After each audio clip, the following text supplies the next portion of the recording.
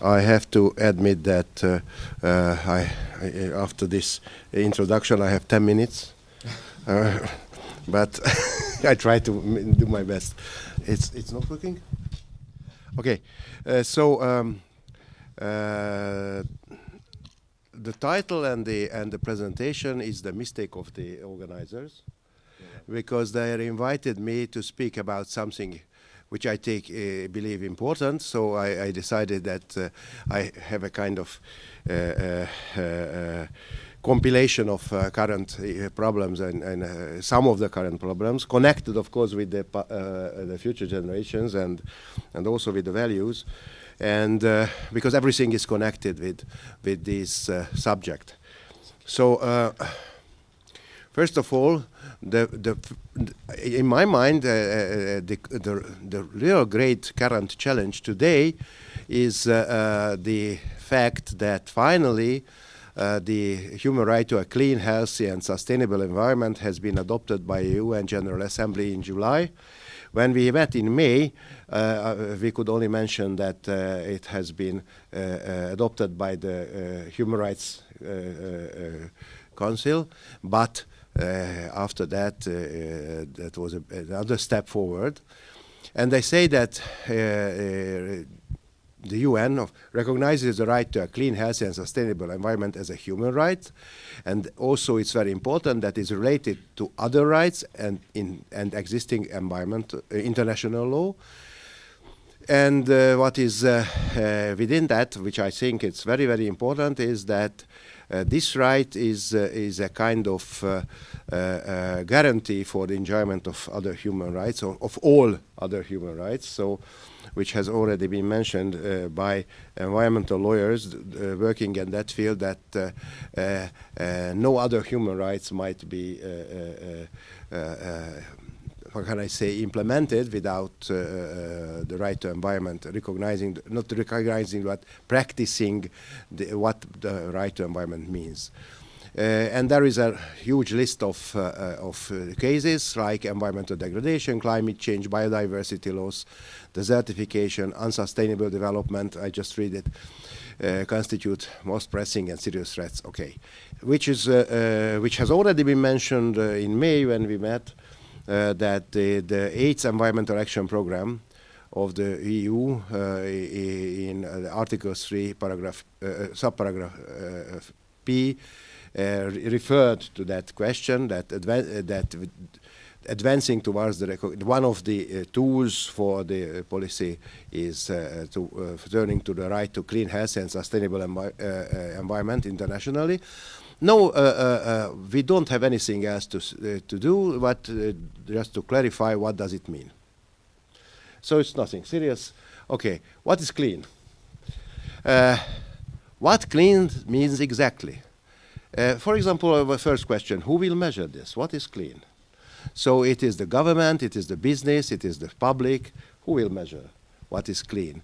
And what are the thresholds? What is the threshold of something is being clean? Or because of course it is very easy when you have the question of bathing water, which is one of the directives of the EU, that there is the bathing water quality. It means that if there are some standards, and if the quality is going below the standard, then they close the area, and they have to be 3 subsequent measurements when they open it. Okay, it's fine, but it is one very specific topic. But what is clean exactly? Who will decide it? And there is. It means that it is a very flexible and indefinite term. I just take the preamble of this UN General Assembly decision, that there are 3 dimensions of sustainable development: social, economic, and environment, and the protection of environment, covering among others ecosystems, and they contribute to human well-being. Okay, but I don't know exactly what is it. And then there is a huge list of problems, from climate change to chemicals and waste. So it is first question. But it is very important from the point of view of future generations. I don't want to explain what, because I'm I don't feel so good myself to express now that what clean means, but it's one very important first question which we have to discuss later. Then what is healthy? For example, healthy for who?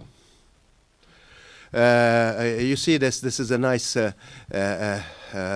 comparison that if you look at the mammals, you see that's very tiny, small plush figure. This is an elephant over there. It is not for Christmas for the children, but it means that only 4% of the mammals of the world today mean wild animals. So, for example, if we say that, next question, healthy environment, then is it a healthy environment? That 60% is the livestock for us. It's a 1 year old paper that it is 36, but officially I think just 2 weeks ago we stepped over the 8 billion, so maybe it's even more. And probably there is even less than 4%. And this is that, okay, what is healthy? Healthy for human beings, or healthy for mammals, healthy for flora and fauna.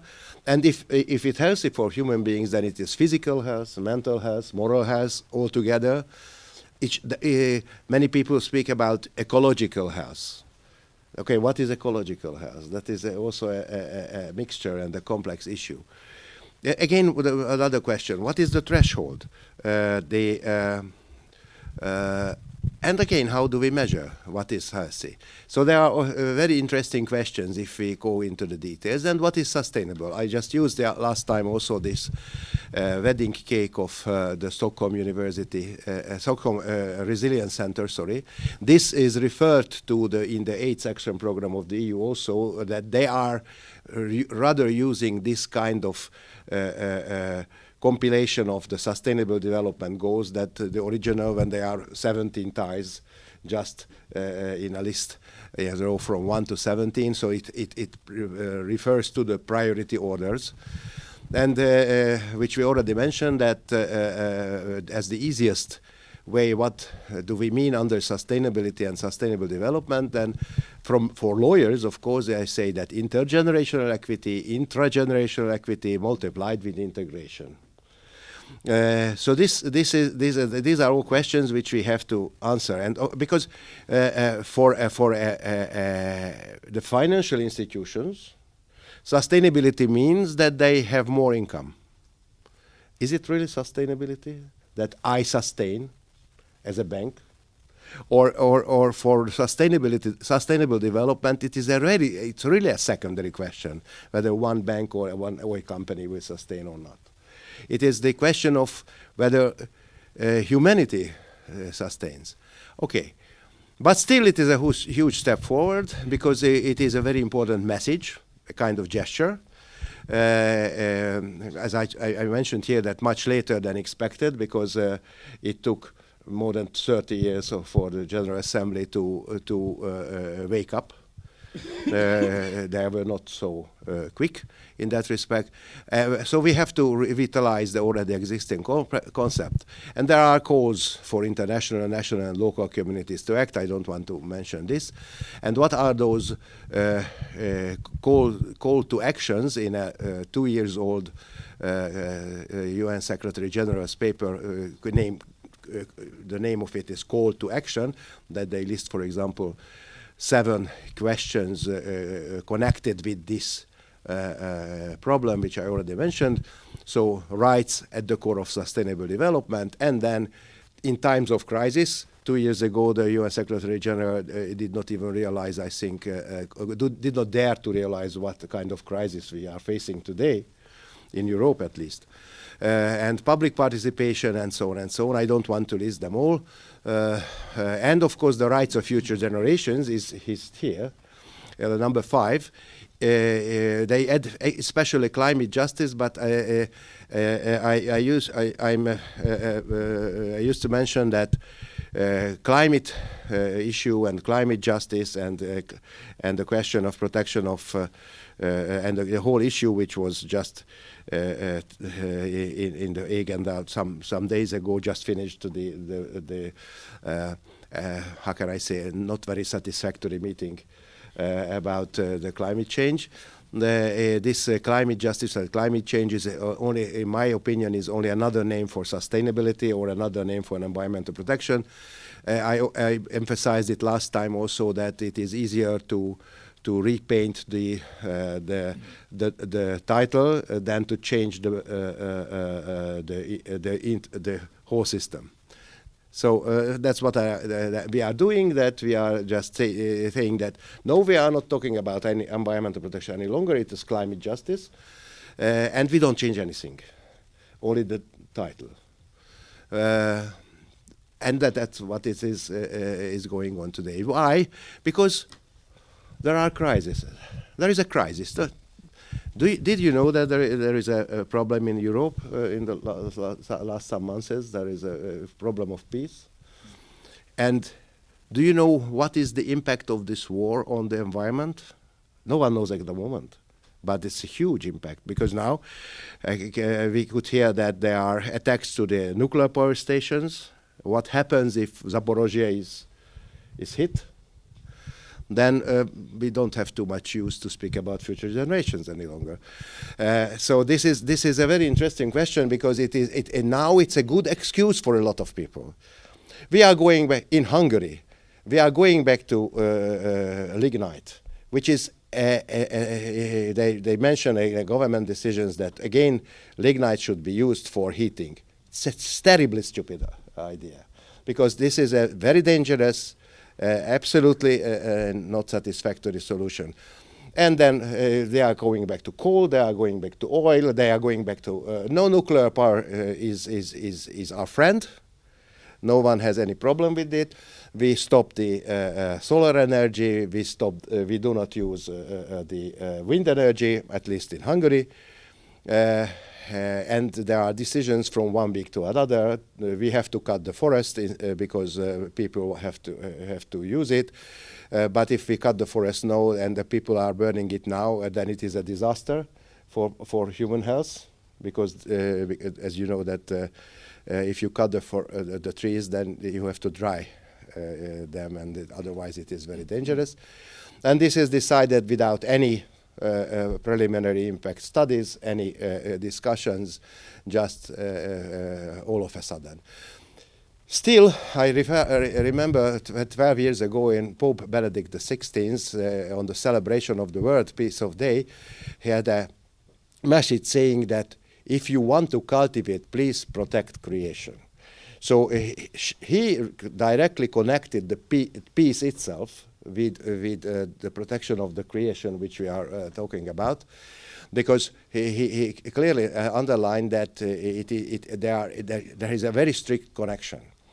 And not only the war and the environment and not an economic and energy crisis, but the re-evaluation of priorities like today. And this might lead to the deterioration of the environment, which you cannot reinstate any longer.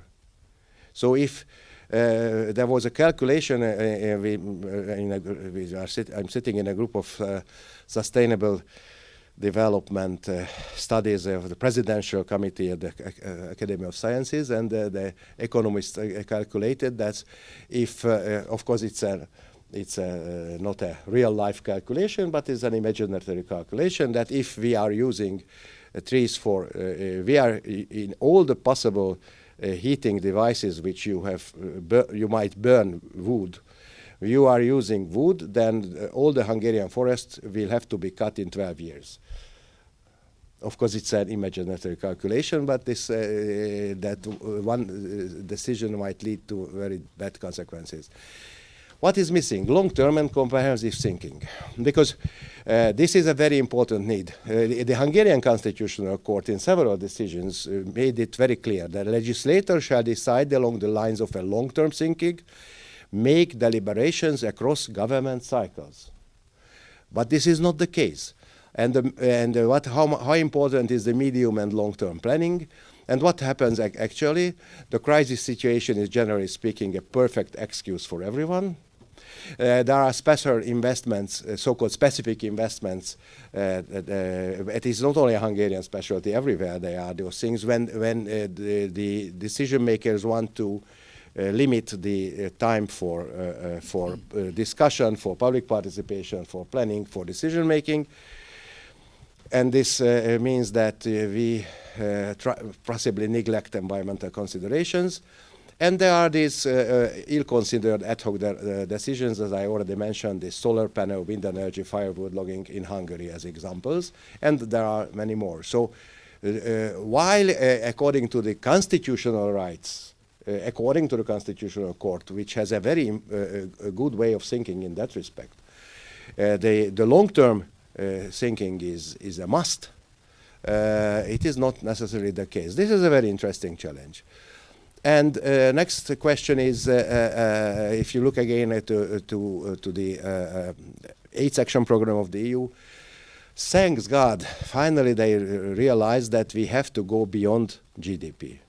The GDP, which we are using and we are always referring to, and we are using as the calculation of our economic wealth and economic progress, this is an absolutely wrong way. Because for the GDP, if the war in Ukraine and then the cleaning of the ruins and making the new buildings, this all positive for the GDP. So the GDP loves big catastrophes. Big catastrophe means that nothing is reduced. So they do not reduce the environmental program, the pollution, red mud case in Hungary. So the aluminum industry is a positive, that they have a waste disposal site for red mud, it is positive, that it was leaking and they had to rebuild everything and clean up everything. Everything is positive, so it's no one, thanks God now the EU says that but they say it by 2030. We have to come to a situation when the calculation, the index should go beyond GDP. I just mentioned two, which are very well known nowadays, a Human Development Index, Happy Planet Index, which are, as you can see, take at least life expectancy, average years of schooling, and gross national income per capita. So they take it together to calculate the real. But if the basis of calculation is wrong, then the outcome is wrong. Then the planning is wrong. Everything is wrong. This is again an international problem. And then another question connected with this, but I think the time. Tell me when do I have minus 5 minutes? Minus. Okay, we have to think about another question as an example, ecosystem services. Also the Environmental Action Program, that making full use of ecosystem approaches and green infrastructure in connection, so to calculate with ecosystem services. We just made a proposal for the decision makers in my office, and we are just sending it out for the ministers, a huge paper with all the background information that what should be good, how the ecosystem services must be calculated into the decision-making system. Ecosystem service means that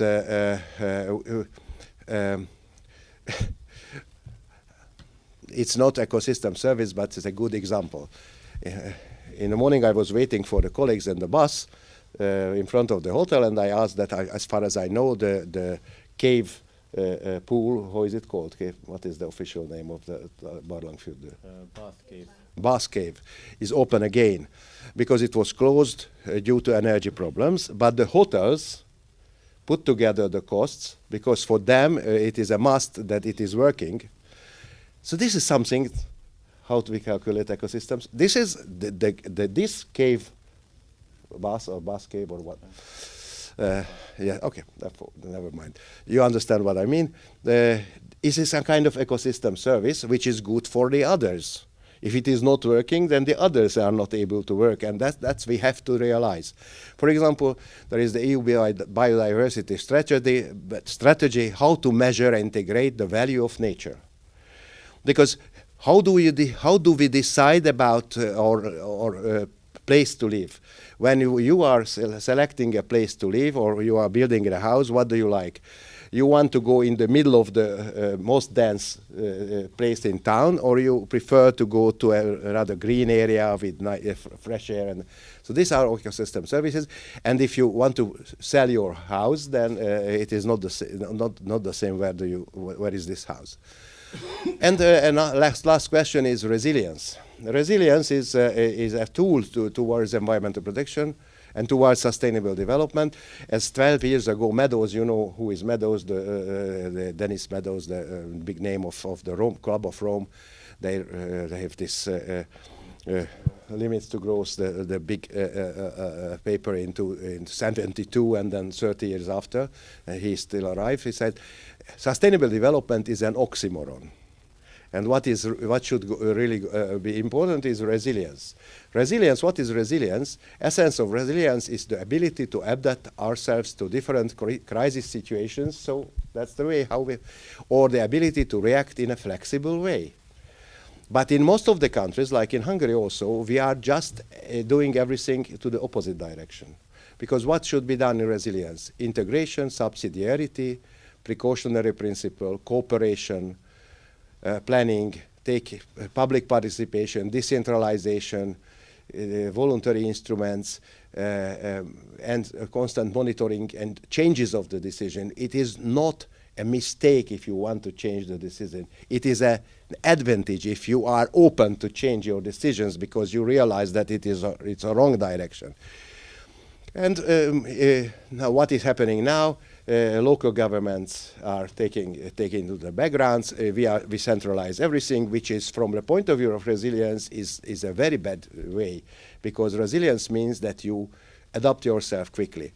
If you are going to the big, then the quick adaptation is much more difficult. And to go to the changes. So this is but it is not a Hungarian question. It's everywhere. It is the case. So resilience is the challenge for the future, because otherwise that will be the situation. You know the guy. Please read it. You know what is going on. That what do you believe? Disaster recovery and business continuity plan. We are in how many? 23 million years. And nothing happened, and you see what is coming. So we face a very similar situation today if we are not changing our structure, legal structure, administrative structures, and way of thinking. Thank you very much.